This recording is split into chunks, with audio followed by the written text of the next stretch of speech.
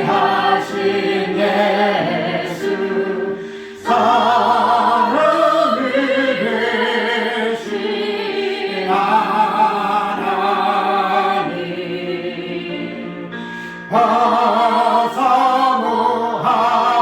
사모하여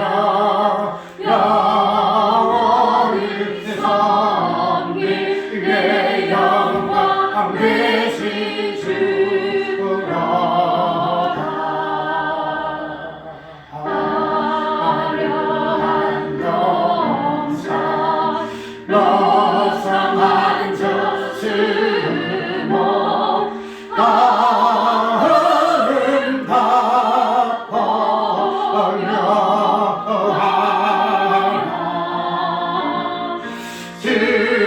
진정한 예수 아름다워 온갖 건 기쁨 주시네.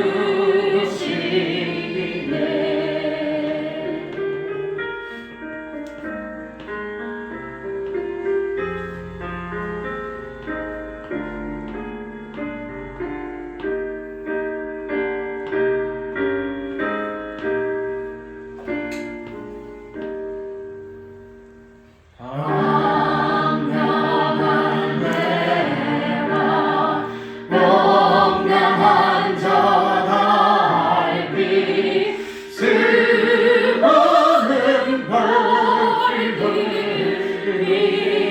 나라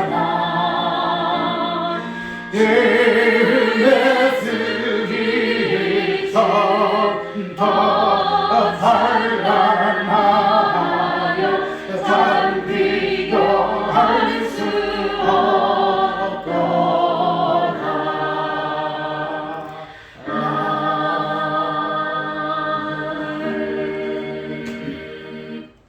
고린도전서 14장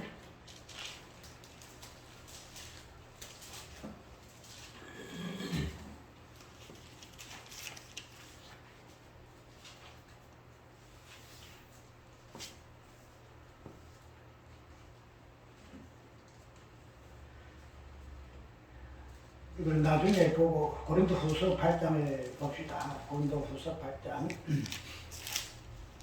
고린도후서 8장 이어서 9장까지 있는데 8장까지만 좀 읽고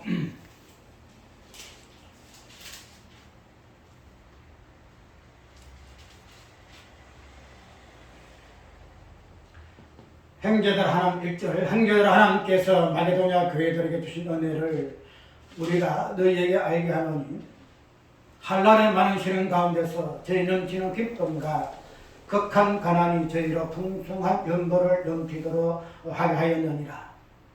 내가 증가하노니 저희가 힘들어 할 뿐 아니라 힘에 지나도록 자원하여 이 은혜와 성도 섬기는 일에 참여하며 되하여 우리에게 간절히 구하니 우리의 바라던 것뿐 아니라 저희가 먼저 자신을 죽여드리고 또 하나님 뜻을 쫓아 우리에게 주었도다. 이러므로 우리가 기도를 권하여 너희 가운데서 시작하였으므로 이 은혜를 그대로 성취케 하라. 오직 너희는 믿음과 말과 지식과 모든 간절함과 우리를 사랑하는 이 모든 일에 풍성한 것 같이 이 은혜에도 풍성하게 할지니라. 9절에도 9장 넘어갈까요?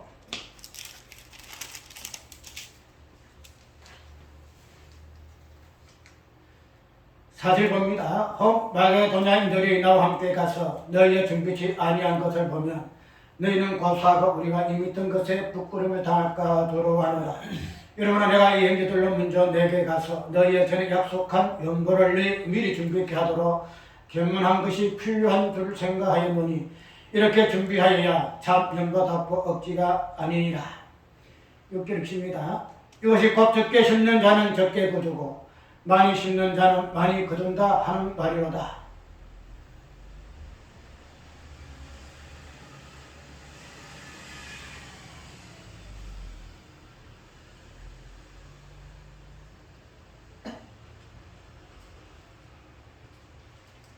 그만큼 믿고 우리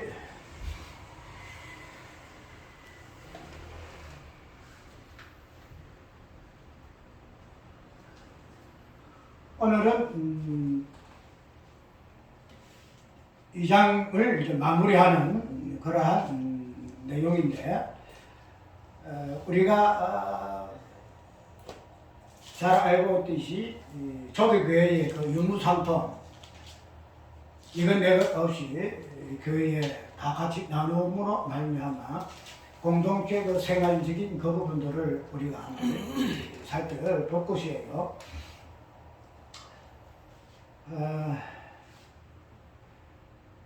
우리가 이 부분을 살펴보기 전에 먼저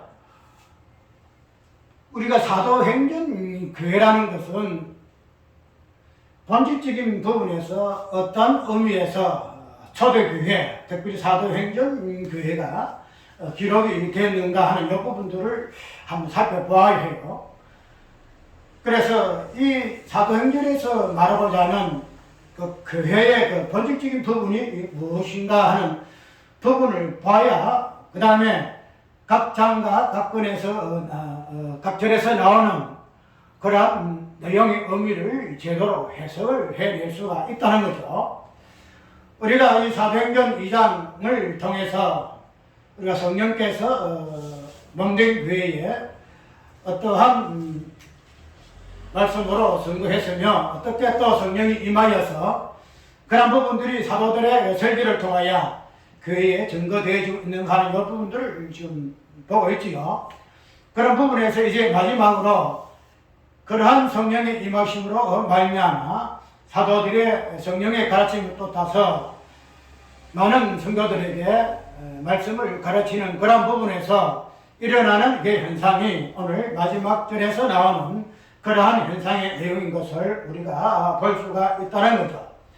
그래서 우리가 이 사도행전을, 즉 교회라는 것이 무엇인가 하는 이 부분을 먼저 이해하기 위해서는, 교회는 단순하게 사도행전에서 나오는 이 교회론적인 부분에서만 볼 것이 아니고, 교회가 무엇인가 하는 이 부분에서 성경 전체적인 관점에서 이 부분을 우리가 먼저 이해를 받아야 합니다. 우리가 사도행전 4장에 나옵니까? 5장에 나오네요. 5장에 보게 되면은 아나니아와 그 삽비라의 내용이 나와요. 아나니아와 삽비라의 그 내용이 나와서 그러한 사건들로 통해서 우리는 왜 하나님께서 사도행전 교회에 이 아나니아와 삽비라의 이 사건이 있게 하셨는가?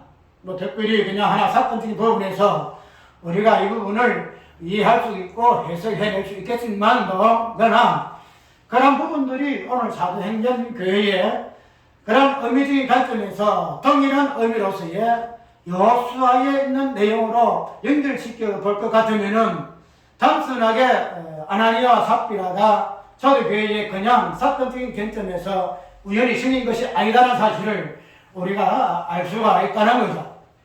그렇기 때문에 이 아나니아와 이 삽비라의 이 사건은 가나안 땅의 여호수아의 시대에 아간이라는 그러한 인물 속에서의 나타나는 하나님의 그 말씀하심에 우리가 그 의도와 본질적인 의미를 먼저 찾아보아야 할 것이고, 그런 부분에서 연결을 해보고, 그 다음에 여호수아 당시에 있어서의 가나안 땅은 무슨 의미를 가지고 있는가, 그런 부분에서 사도행전에서 나타난 저 교회의 개념은 본질은 어떠한 의미가 있는가 하는 부분들로 연결시켜 볼 것 같으면은 단순하게 사도행전의 이 의미와 그 다음에 여호수아에 나타나 있었을 때의 그 가나안 땅의 그 의미가 결코 분리되지 아니한다는 사실을 알 수가 있다는 거죠. 그렇기 때문에 여호수아 시대에 있던 그 가나안 땅의 그 의미가 어떤 의미인가? 그러면은 이 사도행전에서 나타나는 사도행전 초대교회의 그 의미는 어떤 의미인가? 그런 부분들을 우리가 사건적인 그런 두 사건을 연결해 봄으로 말미암아 가나안 땅의 그 의미와 그 다음에 사도행전에 있는 초대교회의 그 본질과 의미를 이해를 할 수가 있다는 거죠. 그렇게 되면 그런 맥락에서 우리가 사도행전을 해석하게 되어지고, 그 다음에 여호수아의 그 어떤 성경의 어떤 의미들을 이해를 할 수가 있다는 거죠. 우리가 이 부분을 먼저 이해하기 위해서는 구약의 관점에서의 여호수아의 그 부분을 먼저 이해해야 해요. 무슨 말인가 하면은 여호수아에 나타나는 그런 의미는 먼저 대표적인 예언적인 관점에서 사도행전 6장에서 5장에서 나타나는 아나니와 그 삽비라의 그 사건을 우리에게 대표적인 부분으로서 보여주는 부분이 있기 때문에 그런 부분이 일어나는 이 가나안 땅의 본질적인 그 의미도 그런 부분에서 우리가 살펴보게 되면 가나안 땅이라는 것은 이러한 것이구나. 저번에 여호수아의 이 부분을 가지고 아간의 입장에서 사건에서 아간이가 이러한 일을 행할 때에 하나님께서 그런 도덕질한 그 무고를 가지고 하나님께서 심판하시는 그러한 단순한 도덕질하는 그런 죄를 심판하기 위해서 이 아간의 사건이 있지 않다라고 이야기하는 부분이 아마 있을 거예요. 그렇게 되면은 이 아간이라는 이 사건에서 하나님께서 우리에게 보이고자 하는 의미는 무엇인가 하면은 가나안 땅이 이 땅의 본질이 무엇인가 하는 이 부분을 우리에게 보여주고자 하는 게 있다는 사실을 먼저 이해해야 한다는 거죠. 가나안 땅이라는 것은 우리가 보게 되면은 이제 모세로부터 이제 여호수아가 가나안 땅에 들어가 가지고 전쟁하는 그런 사건으로부터 이어지잖아요. 그래서 전쟁을 통해서 가나안 땅을 점령하는, 그래서 정복한 가나안 땅을 그 다음에 분배하고 가축파마다 나눠주는 그런 걸로 되어 있지요. 그렇기 때문에 우리가 이 여호수아에 나타나는 이 가나안 땅이라는 이 본질은 무엇인가 하면은 단순하게 그냥 언약의 땅이라든지 젖과 꿀이 흐르는 땅이라든지 약속의 땅이라는 그런 땅의 개념이 있는 것만 있는 것이 아니고 이 땅이라는 것이 과연 무엇인가 하는 이 부분으로 우리가 먼저 이해를 해야 한다는 거죠. 이 가나안 땅은 아까 말한 그대로 언약의 땅이고 약속의 땅이지요. 그런데 이 가나안 땅 그 자체가 하나님께서 약속을 주시고 언약을 주신 그 의미는 뭔가 하면은 하나님께서 이스라엘 백성들에게 특히 아브라함에게 무엇을 약속하셨지요? 복을 약속하시고 언약하셨지요. 내가 너에게 복을 주리니 이렇게 이야기를 하고 있고, 그런 복을 두 가지 개념으로 이야기하고 있죠. 하나는 땅으로 이야기하고 있고, 두 번째는 아들의 개념으로, 자손의 개념으로 이야기를 하고 있다는 거죠. 그래서 이 가나안 땅을 우리가 유의할 때에 하나님께서 아브라함에게 주신 그 언약의 땅의 개념으로 복을 주심으로 먼저 유의를 해야 할 것인데, 어쨌든 이 땅이라는 개념과 그 다음에 자손이라는 이 하나님의 그 복은 어디에서부터 오는 것인가 하면은 하나님께부터 오는 것이다 말이죠. 쉽게 말해서 누구의 것이 아니고 하나님의 것이라는 거죠. 하나님의 것을 가지고 하나님께서 당신의 백성들에게 언약의 복으로 주시는 것으로 우리는 언약을 이해할 수 있다는 거죠. 그렇게 되면 우리가 오늘 여호수아에 나타나는 이 가나안 땅은 하나님께서 당신의 것을 가지고, 당신의 복을 가지고 당신의 백성들에게 허락하시는 언약의 복으로 우리가 이해를 한다는 거죠. 그런데 그런 가운데서 가나안 땅을 점령하는 시점에서 아간이라는 인물의 범죄 사건이 나타나게 되죠. 그런 것을 보게 되면 사건적인 부분에서는 분명히 아간이가 재물을 어떻게 하죠? 도둑질합니다. 하나님의 것을 가지고 자기의 것을 자기의 소유를 삼아서 숨기두는 것이죠. 그래서 그런 부분을 가지고 우리는 도적이라 이렇게 이야기를 하잖아요.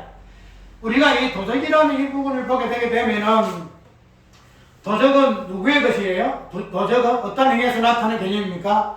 자기의 것이 아닌 것을 자기의 것으로 가로채는 것을 우리는 도적이라 이렇게 이야기를 해요.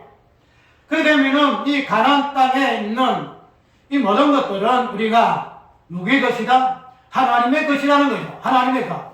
하나님의 땅을 하나님께서는 당신의 백성들에게 주는 거예요.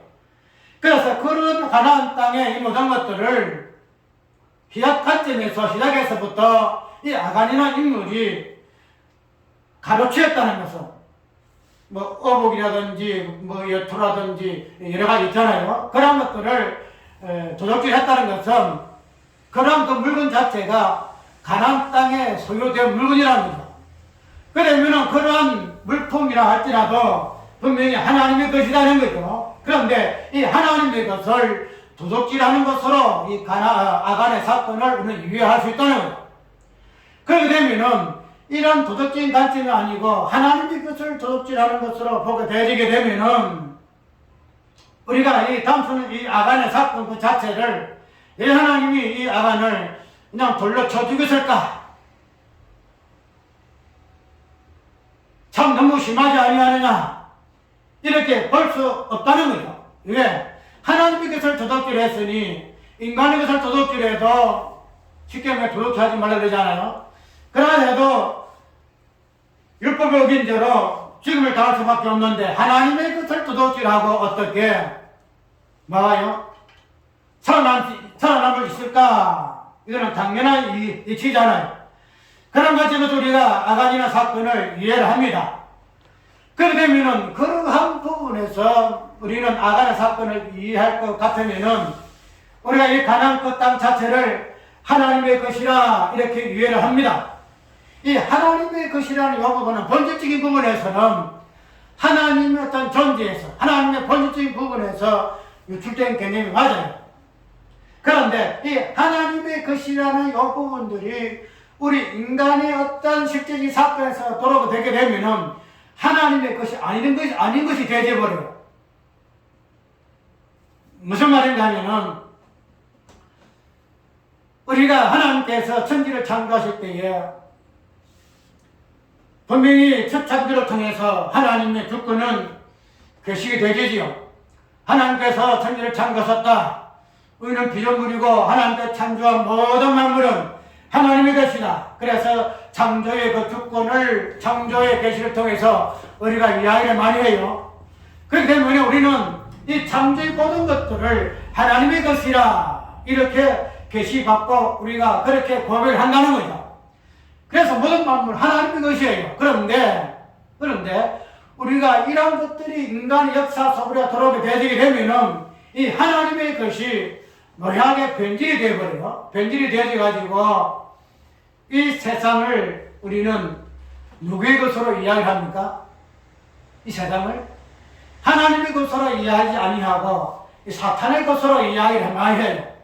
이 세상에 주관하는 자들, 이 세상의 왕들이라 이렇게 해서 하나님께서 분명히 천지를 창조하고 만물을 지었었는데 이런 모든 만물과 세상이 하나님의 것이 아니고 마귀의 것으로 표현되고 묘사되고 있는 것으로 우리는 이야기하고 있고 그런 것들을 이 세상에서 역사는 사탄의 어떠한 역사를 통해서 그런 것으로 우리는 이해를 한다는 거죠.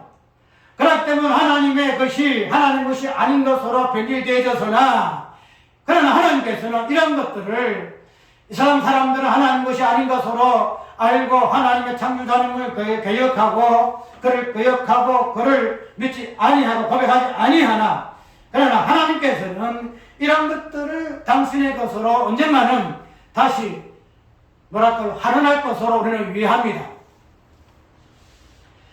그렇게 되면은 우리 하나님의 것이라는 이 부분들이 다시 하나님께로 환원되기 위해서는 어떠한 과정을 거쳐야 하는가 하면은 하나님의 것이 아닌 것이 하나님의 것이 다시 되기 위해서는 하나님의 이 부분들이 하나님께 어쩌어야 되나 바쳐져야 돼요. 이렇게 이것은 하나님의 것입니다 하고 딱 바쳐져야 돼요.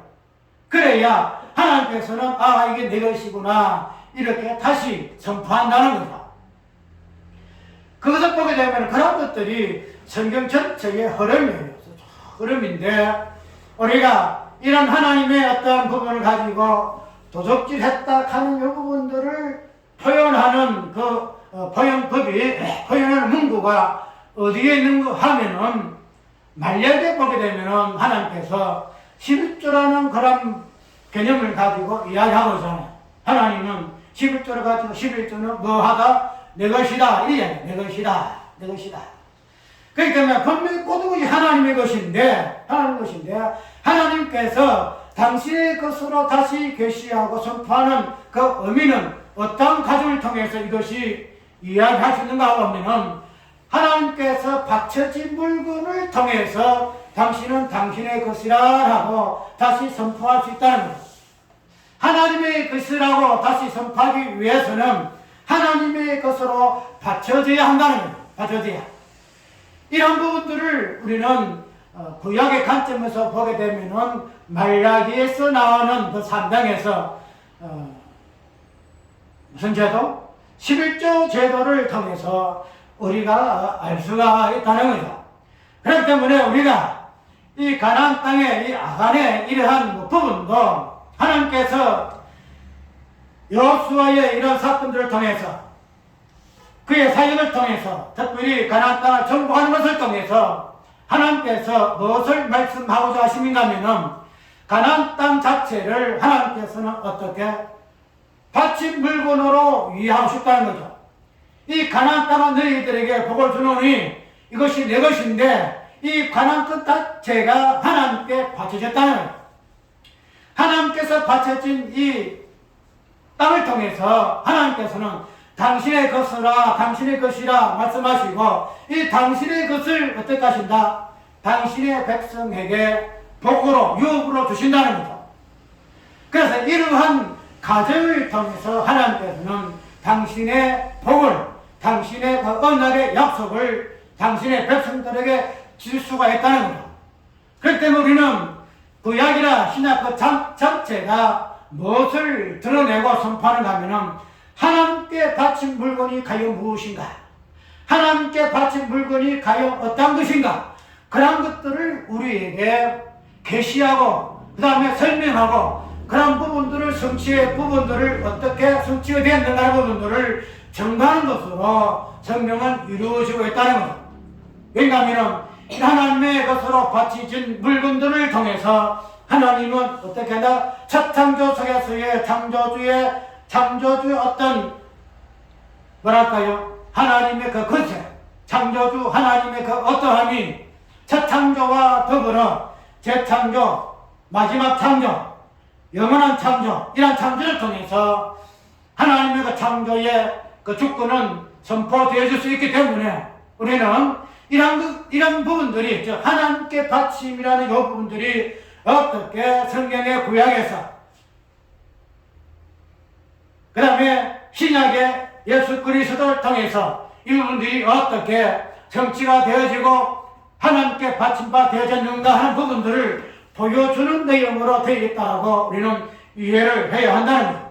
그러니까 아간이라는 이 부분은 하나님께 바친 요 물건을 하나님의 것으로 돌리지 아니하고 내 것이다. 지금 말해서 하나님 당신은 창조주 하나님 아니네요. 창조주 하나님 당신은 창조주 하나님 아닙니다. 지금 말해서 이것을 내 것으로 삼으시니 다른 말로 말하면 나도 창조주입니다. 왜?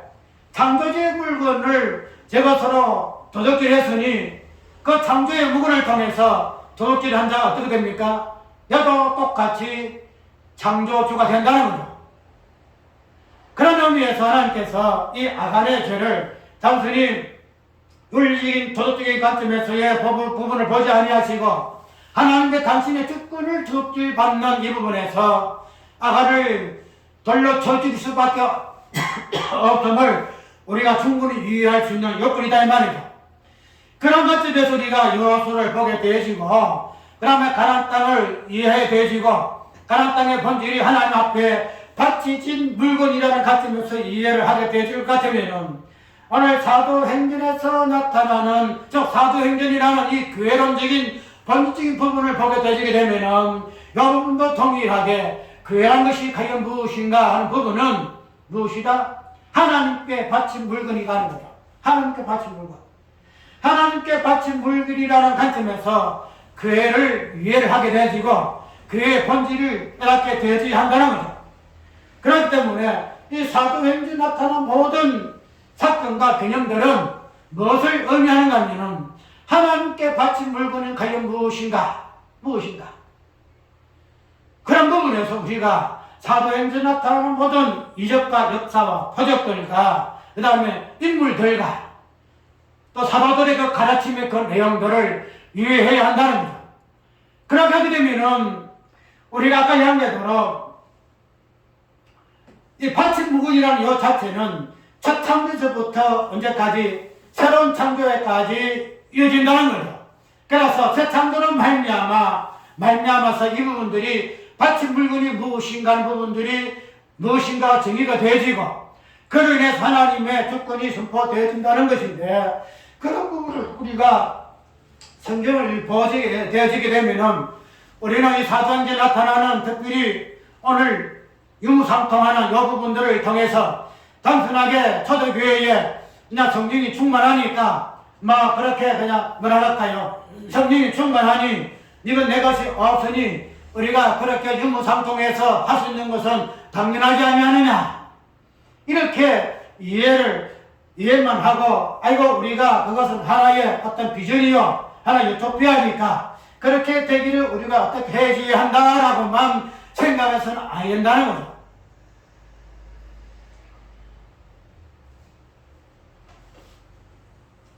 우리가 한 달 동안 뭐랄까요? 대면 예배를 하지 않았지요? 대면 예배를 하지 아니하니까 편하기는 편해요.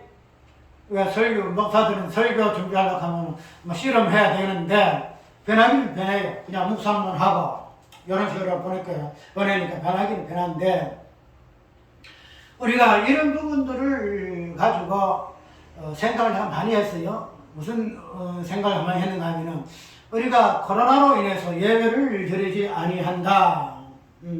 그래서 그런 부분들이 현실적인 부분에서는 사실인데 그러면은 우리가 이 예배라는 것 자체를 단순하게 어떤 형식적인 관점에서 뭐 이렇게 찬양하고 뭐하고 하는 이 부분들을 우리가 예배라 뭐 거기 예배가 아니다.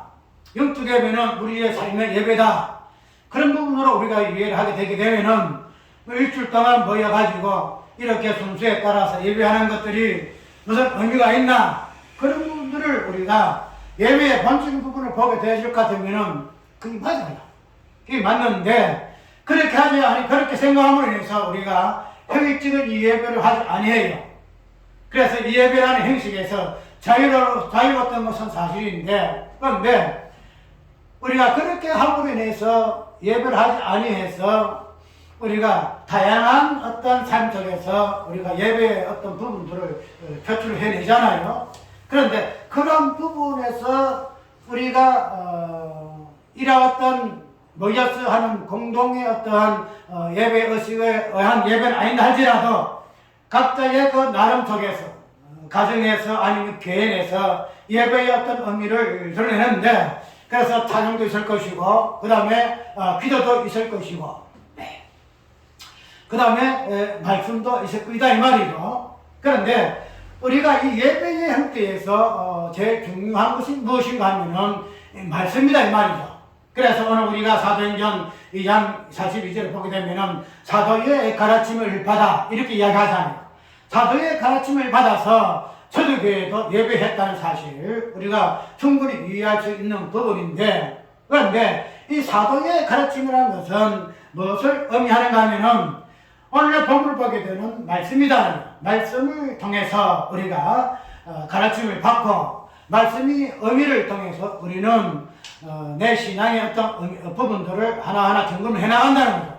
그러면은 우리가 말씀이라는 것이 과연 무엇일까 하는 부분에 보게 되시면 우리는 예배할 때마다 어떤 수술을 합니까? 목사의 설교가 있습니다. 목사의 설교를 통해서 우리는 신앙이 무엇인가 신앙생활의 그 어떤 부분들을 점검하기도 하고 그 부분을 우리가 하나의 어떤 기준을 삼아서 말씀에 따라서 정합니다만 그렇기 때문에 우리는 예배의 어떤 형식적인 부분을 떠나서 우리가 꼭 중심이 되어야 할 부분은 뭐인가 하면은 말씀이라는 거죠. 말씀. 그러면은 이 말씀을 가지고 우리는 각 개인의 어떤 삶 속에서 예배 형태를 우리가 하나하나 드러내는데 그러면 오늘 이 말씀이라는 것은 우리가 꼭 이게 나와서 말씀 안 들어도 충분히 뭐랄까요 설교를 많이 들어요. 우리 유튜브에 들어가게 되지라든가 이거 보게 되면은 그냥 뭐 엄청나게 쏟아지잖아요. 그래서 그런 부분을 가지고 많은 사람들이 어떤 소속이 되어 있으면은 소속된 그 목사의 설교를 유튜브식으로 실시간 예배 드림 있잖아요. 그런 걸 통해 가지고 우리가 예배에 그냥 참석해요. 그래서 비대면 예배로 참석합니다. 그런데 그런 부분이 꼭 있다 하지 아니하더라도 다른 교회의 어떤 목사들의 그 설교도 우리가 청취를 해요. 아, 이 목사님은 이런 설교구나, 저 목사님은 설교구나. 그래서 우리가 그런 부분들은 우리가 어떤 공동체 예배를 떠나서 개인 예배를 할 때에는 그분들이 많은 유익을 갖다 줘요. 왜냐하면 어떤 담임 목사의 그 설교를 그냥 꾸준히 듣는 것보다도 내가 좋아하고 내 취향에 맞는 그 설교를 내가 뽑아서 선별해서 들음으로 인해서 그 부분에서 내가 신앙생활을 영위할 수 있는 부분들도 있다는 거죠. 그래서 그러한 부분을 보게 되면은 다양한 설교를 통해서 다양한 말씀을 접할 수 있는 기회가 있음으로 말미암아 그분에서 좋은 장점도 있어요. 그런데 우리가 한번 생각해 보게 되면 내가 요새는 뭐랄까 시간이 좀 있으면 해서 다양하게 들어가 봐요. 다양하게 들어가서 각 교회에 들어가서 유튜브 보기도 하고 신앙 예배도 들어가 보기도 하고 그 다음에 뭐랄까면은 어떤 좀 성경적인 그 목사님의 설교라 하는 이 부분도 들어가 보게 되어져요. 그래서 내가 한 번은 성서학당이라 한번 들어가 성서학당 성서학당에 들어보니까 그 목사님들의 그 설교가 유기춘 목사라든지 내가 기억이 나는지 모르겠네요. 그래서 한 대여섯 분 목사님의 그 설교도 있고 또 가까운 데는 그 삼일교회 그 누구야? 삼일교회 성태근 목사님, 성태근 목사님의 그 설교도 들어보고 보면은 쭉 성서학당이라는 어떤 그 이름 걸맞게 가르치는 이런 식으로 설교를 쭉 해놓은 게 있더라고요. 그래서 그런 부분을 다 쭉 봤는데 그 중에 성태근 목사님의 그 설교를 내가 몇 번 봤어요. 쭉 봐서 내가 이 사도행전을 내가 쭉 봤어요. 사도행전 쭉 봤는데 그 성태근 목사님의 어떤 설교의 이 부분은 뭐랄까 좀 깊이가 있어요. 합당이기 때문에 교수 학생들에게 가르치는 그런 설교적인 그런 부분으로 이야기를 많이 해요. 또 살리교회의 설교의 어떤 형식도 있고 아니면은 성서학당에 이렇게 나와가지고 재판 떼어가면서 하는 그러한 설교도 있어요. 그래서 내가 이 목사님의 설교는 과연 어떠한가 이건 다 봐요. 내는 설교를 들을 때 꼭 과연 그러한가를 꼭 봐요. 거꾸로 왜냐하면은 나는 말씀에 대한 기준을 꼭 갖고 있기 때문에 이 기준이 과연 그러한가 이거는 목사의 설교도 내거라요. 이거는 목사, 김는대 목사, 누구 목사 할 것 없이 서울대 때는 과연 그러한가 이걸 가지고 기준을 가지고 내가 봐요. 그래서 그렇게 쭉 보여가는데 정태근 목사님의 그 설교를 쭉 볼 때에 제법 뭐랄까 깊이 있는 이 설교 쭉 하는 걸 내가 봤는데 그런데 이 목사님의 그 설교도 다른 목사님의 설교도 들어가게 되면 몇 또 있어요. 그대로 또 이렇게 해서 자기도 이야기로 내가 어떤 목사님의 설교를 봤는데 이래 하더라. 나도 그 부분을 내가 참고하노라. 이렇게 이야기를 해서 당초에 송 목사님의 어떤 설교에 자기만의 설교는 아니더라 이 말이죠. 그래서 많이 참고를 하고 우리 목사님들 설교야 거의 다 그러잖아요. 자기 감독적인 설교는 거의 없어요. 거의 없고 이 부분들을 저 부분들을 참고해서 자기 설교를 꺼내는데 그런데 우리 성태근 목사님의 그 설교 중에 내가 한 업무집 발생이 있어요. 왜냐하면은 사도행전 두 번째 설교인가 이 보게 되면은 첫 번째 예배인가 내가 잘 기억이 안 나요.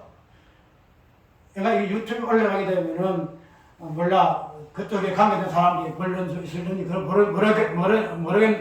모르지만은 여러분 보게 될 때 내가 업무증 가지고 있다면은 사도행전이라는 요 개념 자체를 복음서 다음에 나오는 그런 성경으로 이야기하고 있어요. 그 말해서 사복음이 끝나고 특별히 예수님의 그 십자가 그 부활이라는 사건이 끝이 나고 그 다음에 성령이 임하여서 이제 사도행전에서 시작되는 하나님의 나라, 하나님의 나라가 어떠한 것인가 하는 부분으로 이야기하고 있음으로 인해서 사도행전에 나타나는 모든 것들을 하나님의 나라의 일로 이렇게 연결을 시키는 것으로 내가 봤어요.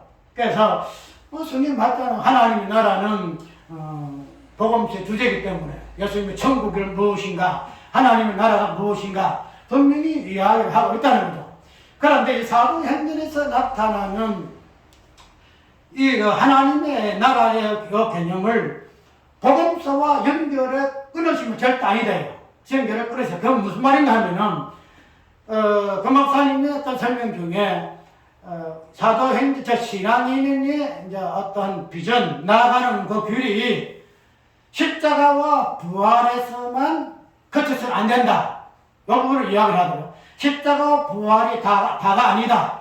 그러니까 십자가 부활에 의해서 사도행전은 성령이 임하여서 하나님의 나라가 무엇인가 하는 부분들을 보여주는 부분이기 때문에 성도라는 것은 예수님의 그 십자가 부활을 이제 더 넘어서 하나님의 나라의 어떠함을 뭐랄까 살펴보고 그 부분을 중심으로 해서 내가 그 부분을 보고 내가 딱 성경을 덮었어요. 왜냐하면 하나님의 나라라는 것은 십자가 부활을 본질로 가지고 있다는 거죠. 지금 말해서 십자가와 부활을 뛰어넘는 것은 절대 없어요. 우리가 히브리서 보게 되면은 어린아이와 초부를 버리고 그리스도인의 초부를 버리고 나아갈지냐 이리 나오잖아요. 그래서 많은 사람들은 그리스도인의 초부라는 것은 십자가와 부활이다. 왜? 구원은 십자가와 부활로만 끝이 나기 때문에. 그런데 이제 십자가 부활로만 끝이고 얘는 이것만 이야기하는 자는 뭐다? 초보라는 거야, 초보. 왜 십자가만 이야기하냐? 부활만 이야기하냐? 뭐 꽉 찼잖아. 뭐 성령이 나타나면 막 다양하게 많고 많지. 같은 글 너무 많은데 왜 십자가만 부활만 이야기하느냐? 내가 아는 바대표도 목사님도 이야기하는 소리가 목사님의 설교는 뭐랄까 원론적인 복음이다 이렇게 이야기를 해요. 원론적인 복음이다. 그러니까 우리가 창세기에 나오는 아담과 하와가 선악과를 먹을 때 어떻게 했어요? 하나님께서 가족을 지어 입히잖아요. 그래서 우리가 그걸 첫 복음, 원시 복음이라고 이야기하는데 목사님은 원시적인 복음만 이야기를 하네요. 이렇게 이야기해요. 왜냐하면 나 십자가 부활을 왜 하느냐 다른 거 말 안 한다. 이렇게 하니까 십자가 부활은 원시적인 것이다. 쉽게 말해서 어린아이와 같은 수준이다. 그걸 모르는 사람 어디 있나? 그걸 모르는 사람 없다. 모르는 사람이 없는데 그걸 자꾸 이야기하는데 어린아이 같은 그런 부분에 대해서 성장해가지고 좀 이렇게 어른이 맛볼 수 있는 단단한 음식으로 먹어야 될 것인데 맨날 십자가 어떠고 부활 어떠고 이 부분을 이야기하니 어떻게 그게 어린아이 같은 그런 부분을 아까 성수학당에서 내가 그것을 보았어요. 그래서 내가 그걸 보고 내가 덮었어요. 딱 덮고 말할 의미가 없어. 십자가 부활을 넘어서 이제 하나님의 나라. 십자가 부활은 그 자체가 하나님의 나라예요. 하나님의 나라.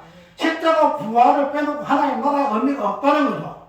그래서 설명을 하려고 하면 십자가와 부활이라는 이 개념이 사도행전 교회 속에서 어떻게 다양한 교회들로 통해서 사도들로 통해서 지금 말해서 예수 그리스도의 자신의 그 사역이라는 욕구를 떠나서 복음이라는 요 관점 떠나서 복음은 예수님의 행적이잖아요. 예수님의 십자가 부활이 무엇인가 하는 부분들을 예수님 자신이 친히 사도들을 배제하고 당신이 직기 주체가 되어서 십자가 부활이 무엇인가를 보여주는 것이 복음이에요. 그게 사복음이에요. 그것이 앞서서 십자가와 부활이에요. 그렇게 되면은 이제는 교회로 넘어와서는 우리가 사도들이 할 일이 뭘까요? 사도들이 하나님의 나라라는 이 개념을 가지고 이제는 사도들이 아까 사도의 가르침을 받아야 하죠. 사도들이 가르쳐야 할 부분이 뭐인가 하면은 뭐예요? 십자가와 부활이 무엇인가 하는 부분을 이제는 예수님 대신 그리스도의 몸이라는 이 존재를 통해서 십자가 부활을 드러내고 증거하고 보여주는 그런 것들이 사도행전의 내용이더라 이 말이죠. 십자가 부활을 뛰어넘는 것이 아니에요.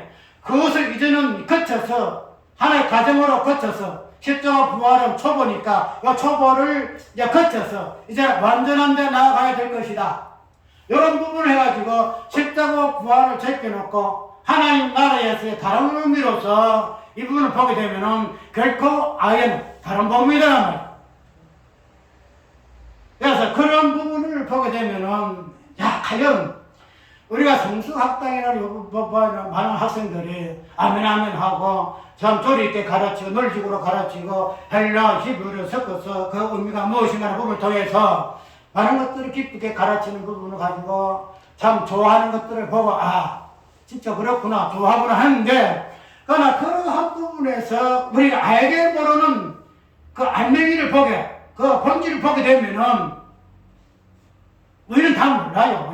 우리가 다른 백인도들은 백인도가 있어서는 그런데 우리가 보통 이런 사람들은 그 설교의 어떤 본질 부분을 몰라요. 왜? 그냥 설교에서 드러내는 어떠한 내용만 맞다 이렇게 이야기하지만은 그러나 그 설교하는 그 설교자의 어떤 신앙의 본적인 부분에서 과연 무엇이 근본으로 받쳐져 있는가 하는 이 부분들을 우리가 잘 몰라요.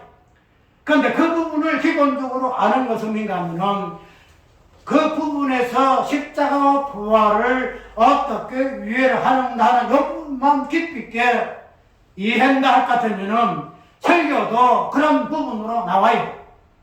그런데 그런 부분들이 십자가와 부활이라는 요 본문만 가지고 이야기되면은 다 튀어나와요. 십자가와 부활을 이해하고 있기 때문에 그 부분은 뭐 다 이야기할 수 있다는 건데 그런 본문을 뛰어넘어서 오늘 본문과 같이 유무상통하는 이런 부분을 가지고 그 다음에 나오는 뭐예요?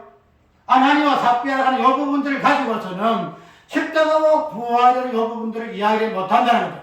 특별히 오늘 사도행전에서의 교회의 본질이 되어지는 하나님께 바친 것이 무엇인가 하는 이 부분에서 십자가와 부활이 과연 무엇이고 그런 부분에서 하나님께 바침이라는 이 행위가 무엇을 통해서 이루어지고 성취가 되어지는가 하는 부분에서 십자가와 부활을 드러낼 수가 없다는 거예요.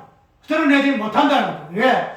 십자가와 부활이라는 것은 십자가와 부활을 이야기하고 내용하고 설명하는 이런 부분에서만 십자가 이런 것이다, 부활 이런 것이다, 우리 죄를 사하셨네, 무한 이런 것만 이야기하다 뿐이지 성경 전체에서 특별히 사도행전에서 나타나는 사건과 내용 속에서 십자가와 부활이 무엇인가는 하나님께 바친 물건이 무엇인가 하는 것에 대해서는 이야기할 수가 없다는 거죠. 왜? 왜 그럴까요? 십자가와 부활이 처음과 나중에 알기 때문에 예수 그리스도는 알파와 오메가와 처음과 나중이라는 거죠. 그렇게 되면은 예수님이 처음과 나중이게 되면은 그 예수님이 삭발화된 십자가 부활도 처음과 나중이라는 거죠. 하나님 나라에서만 복음서만 예수님 십자가 부활이 있고 사도행전에 나오고 서인서는 십자가 부활이 없다 전만의 말씀이라는 거죠.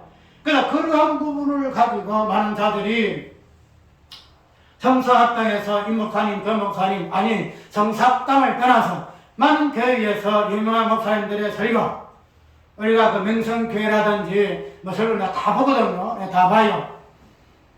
그런 부분에서 과연 그러한가 하는 부분을 보게 되면은 진짜 과연 그러한가? 그러한가?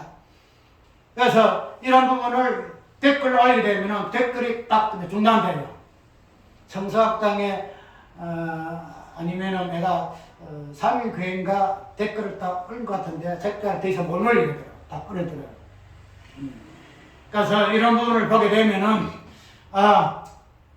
큰 교회에 큰 어떤 내용에 있어서 조금이라도 시비끼리 댓글하게 되면은 여러 사람들이 영향을 끼치니까 그것을 차단하는 것은 이해를 충분히 해요. 그런데 그런 차단하고 안 하고 간에 과연 내용이 그러한가?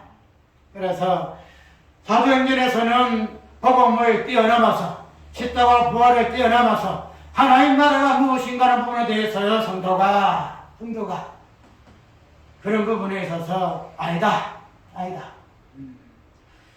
근데 그런 부분이 내가 하고 있는 어떤 목사님과 통화할 때에 그런 부분들이 있어요. 그래서 그런 부분들을 있지만은 이 부분을 가지고 과연 어떻게 이야기를 할까? 그러니까 십자가와 부활이라는 요 부분들이 단순히 예수님의 어떤 그 실존적인 요 부분만 가지고 이야기하고 그 다음에 예수님의 그 사건, 십자가라는 그 사건과 부활의 그 사건과의 그 내용들을 이원화시키는 요 부분들이 굉장히 많아요. 무슨 말이냐면은 예수님의 그 십자가 그 복음, 예수님께서 우리를 구원하시기 위하여 지신 그 십자가, 그 부활, 그 사건하고 내용하고 예수님이라는 그 인격적인 그 실존하고 존재하고는 한마디로 일치를 잘 못 시켜요. 그래서 사건은 예수님께서 마지막에 33년의 세를 마치실 때에 일어난 사건으로 기부하고 예수님께서 이 땅에 내려왔던 초림의 요 부분하고는 연결을 잘 시키지 못해요. 그래서 내가 예수님의 성자 하나님의 그리스도가 하나님이 되심이라 하는 이 부분을 이야기할 때에 그러면은 성자가 하나님이 되심이라는 이 부분을 강조하는 것이 조직신학이라든지 아니면은 어떤 강조점에서 중심이 될 것 같으면은 그러면은 그리스도라는 이 개념 자체가 하나님의 어떤 부분을 일치시키기 위해서 존재한다 할 것 같으면은 성자 하나님이라는 이 개념 자체가 과연 있을 필요가 뭐 있겠느냐? 무슨 말이냐면은 성자 하나님의 어떠함이 성부 하나님의 어떤 부분을 드러내기 위해서 쉽게 말하면 차용되었다. 한마디로 차용되었다. 그 부분을 이야기하는 부분에서 약간 좋아하는 중에 그게 있었어요. 약간 삐딱조금 되어 있어요. 그래서 설명하기를 예수님이라는 이 부분은 십자가 부활이라는 이 부분을 가지고 우리가 연결시켜야 한다. 십자가 복음을 가지고 십자가 복음이 최고다. 십자가 복음밖에 자랄 것이 없다. 이야기할 것 같으면은 그는 우리가 이 땅에서 자랑할 것은 예수 그리스도밖에 없다. 그러면은 이 예수 그리스도가 십자가 복음에서 십자가가 자랑했을 것 같으면은 이 부분이 연결되지 한다. 예수님이 따로 있고 십자가 사건이 따로 있고 이렇지 않다. 예수님께서 이 땅에 태어난 그 자체가 무엇이다? 십자가다. 왜 십자가 사건을 예수님이 33년 후에 드러날 사건으로만 기부하느냐? 예수님이 이 땅에 마리아의 몸을 입고 잉태된 것부터가 이 땅에 내려온 땅에 태어난 여부부터가 무엇이다? 십자가다. 그러니까 이 십자가의 이 사건을 예수님의 인격적인 그 실존의 시작부터 특별히 성자 하나님의 삼위일체론적인 창세전 하나님 어떤 면에서부터 십자가의 본질을 찾아야 한다. 그렇기 때문에 우리가 이런 부분을 가지고 단순하게 예수님이 하나님이시다. 성부 하나님은 어떠심이지만 우리가 강조하기 위해서 성자 예수 그리스도를 사용해서는 아니단다. 왜냐하면 십자가 외에는 자랑할 것이 없기 때문에 하다. 십자가 복음 외에는. 십자가 복음 외에는 자랑할 것이 없을 것 같으면 뭐 해야 된다? 십자가의 사건의 인격적인 실제가 되는 예수님을 자랑해야 될 거 아니냐. 단순하게 예수님이 하나님이시다는 여부, 하나님의 성부 하나님 여부만 가지고 그 부분을 차용하기 위해서 예수 그리스도의 직분을 위해서는 안 된다는 거죠. 그래서 그런 부분으로 이야기를 할 때에 어떤 시간적인 의미에서 설명을 다 못하겠다. 그래서 내가 이야기하기로는 그러면 예수님의 어떤 요 부분들이 있기 전에 이런 오해배까지 갈 거예요. 하기 전에 그러면은 성부 하나님이 하나님시다만 이야기할 것 같으면은 성자 하나님이 무슨 필요가 있으면 성령 하나님이 무슨 필요가 있느냐. 지금 해서 하나님께서 계시하기 전에 성부 하나님, 한 하나님만 계시하면 될 것인데 왜 그 하나님이 성부 하나님으로 성자 하나님으로 성령 산 하나님으로 계시되실 것이냐. 그러니까 우리가 이 부분에서 성부 하나님, 성자 하나님, 성령 하나님을 조화롭게 이해를 해야 한다. 단순하게 성부 하나님만 이해해서는 안 된다. 왜? 성부 하나님은 성자 하나님의 어떠한 심에서부터 계시되어지는 성자 하나님이시기 때문에 성자 하나님의 어떠한 심을 깊게 탐구하지 못하면서 성부 하나님을 이해해서 절대 안 된다. 쉽게 말해서 동일하다. 어떤 이적인 관점에서의 어떤 일이 있고 성부가 있고 성자가 삶이 있지만 그러나 그런 본질 부분에서는 하나님이시다. 이 때문에 성자 하나님의 어떤 부분을 가지고 성부 하나님만 강조해서는 아니 된다. 그렇게 이야기를 하는 부분에 있어서 좀 아쉬운 부분은 아까 이야기대로 십자가와 그 부활이라는 그 요 부분들이 십자가와 부활이라는 요 부분들을 이야기를 하면서도 실제적으로 그 인격적인 존재가 되어지는 예수 그리스도에 대해서는 깊이 있게 연합시키지 못하는, 일치시키지 못하는, 그래서 이혼화시키는 그런 부분으로 보게 되어지는 부분들이 있더란 말이죠. 이렇게 된 십자가 복음을 이해하는 그런 부분에서도 이런 차이점이 있다는 거죠. 그런데 이런 부분에서 다양하게 나는 살펴보는데 부분에 아까 이야기대로 십자가의 어떤 사건과 부활이라는 사건을 하나님의 나라에서 핵심적인 알맹이로 이야기를 해야 될 것인데 이 부분을 이제는 하나의 가정으로 이제는 뛰어넘어서 복음서를 가정을 지나서 이제 서신서의 사도행전을 지나오기 때문에 이 부분으로 그렇게 이야기하고 있는 것은 아니 된다. 절대 아니 된다. 이 부분에 대해서 우리가 깊이 있게 성찰이 되어질 것이고 왜 이야기하는가 하면 아까 이야기해보면 앞으로 여러 가지 한란이 와요. 지금 말해서 지금 이북과 같이 예배의 어떤 자유가 없어요. 그런 자유가 없고 이런 부분이 없을 것 같으면 우리가 중심이 되어야 할 것이 무엇인가 하면 말씀이다 말이죠. 말씀. 어쨌든 우리는 나 개인적으로 있어도 유튜브 아니더라도 말씀을 보잖아요. 그럼 말씀 암송이 되잖아요. 그렇게 되면은 말씀이 그 다음에 찬송이 그 다음에 기도가 중심이 된다는 거죠.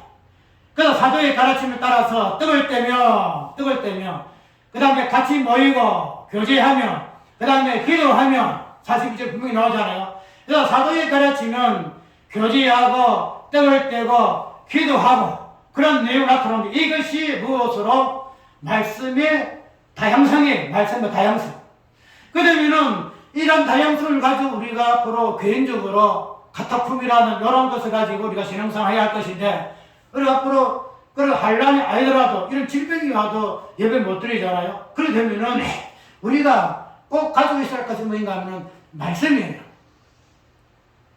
이 말씀을 즉 특별히 십자가와 부활이라는 이 말씀, 이 복음을 가지고 있어야만이 우리가 그냥 굳이 목사가 설교 안 해도 다른 사람의 설교 안 들어도 우리가 말씀을 통해서 충분히 하나님 앞에 십자가와 부활하는 예수 그리스도를 예배할 수 있다는 거죠.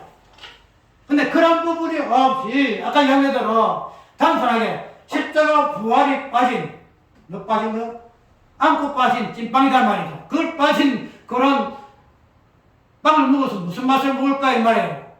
예배가 아니 되더라 이 말이에요.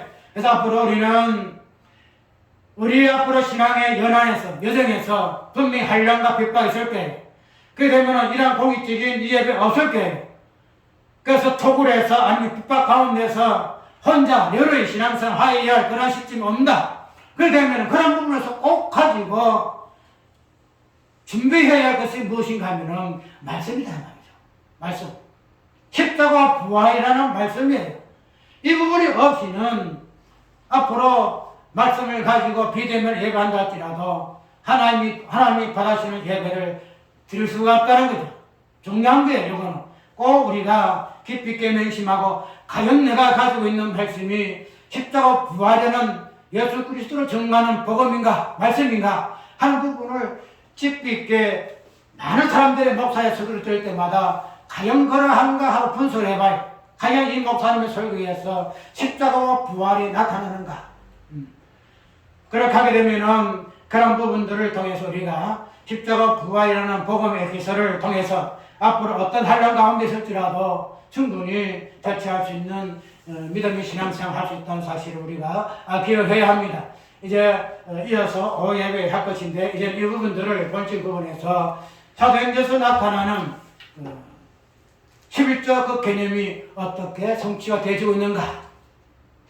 단순하게 윤무상통이 아니라 예수 그리스도께서 하나님께서 11조에 바친 물건이 되심으로 인해서 그 몸된 교회가 어떻게 이러한 부분들이 나타나고 증거되어지고 있는가 하는 부분을 통해서 십자가의 예수 그리스도의 십자가를 부활이라는 그 관점에서 11조의 개념 한번 살펴볼까 합니다.